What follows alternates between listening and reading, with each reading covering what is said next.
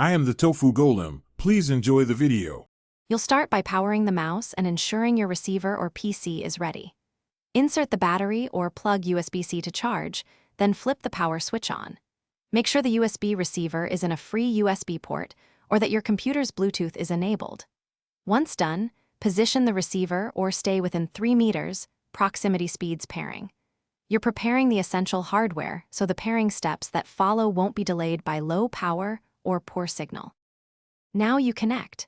If using the Logitech receiver, plug it in and press any receiver pairing button if required. Otherwise, use the computer's device list. For Bluetooth, open your operating system's Bluetooth settings and choose Add or Pair. Press the mouse pairing button on the underside until the LED blinks. That signals discoverable mode.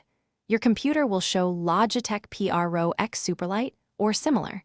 Select it and accept any prompts. This makes the radio link. Finish by installing Logitech G so you can update firmware and tune DPI and button mappings.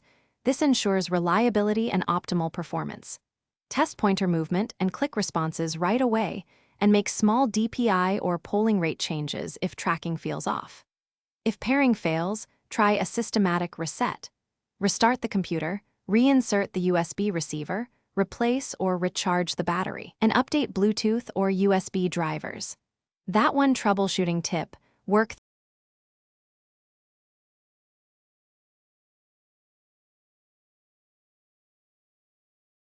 Thanks for watching. Consider subscribing if we helped you today.